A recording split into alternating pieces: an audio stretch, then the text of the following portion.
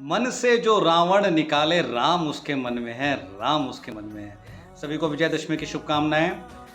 अपने मन से हमें रावण को निकालना है, यानी कि क्या, अहंकार को और क्रोध को। और ये अहंकार इतना सूक्ष्म होता है कि कई बार हमको इस बात का भी अहंकार हो सकता है कि हमें कोई अहंकार नहीं है। अब इस अहंकार को समझने के लिए आपको 3-4 चीज़ें जाननी पड़ेंगी कि इसके लक्षण क्या-क्या है। यदि आप परमात्मा को भूल गए हैं कि कोई शक्ति आपको चला रही है, तो भी अहंकार हो सकता है। यदि आपको लगने लग जाए आई एम द बेस्ट, मैं ही सर्वश्रेष्ठ हूँ, तो भी अहंकार है। यदि आपको लगता है कि सारे कार्य मैं ही कर रहा हूँ, यानी कि हम की जगह जब मैं शामिल हो जाए ज़िंदगी में, तो भी अहंकार है। जब आपको लगे कि सिर्फ मेरा ही सम्मान होना चाहिए, तो भी आपको अहंकार है।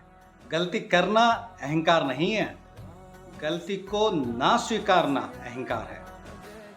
ये अंदर का अहंकार ही है कि जब कोई हमें कोई बात बता रहा होता है या सुना रहा होता है, तो हम उसको सुनने का प्रयास नहीं करते, क्योंकि हम पहले से ही मान चुके होते हैं कि भाई हमें तो सब कुछ आता है।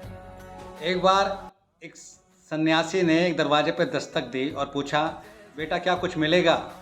बहू ने उनको जवाब दिया, नहीं बाबा जी, कुछ नहीं है, आगे चले जाइए। तभी उस बहू की सांस आई और उसने बाबा जी को बुलाया और बोला कि बाबा जी घर में कुछ नहीं है, आके चली जाइए।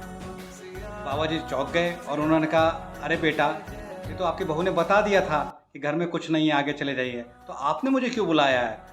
तो सास कहती है कि घर की मालकिन तो मैं हूँ ना, ये कौन होती है मना करने वाली? तो यही अहंकार है।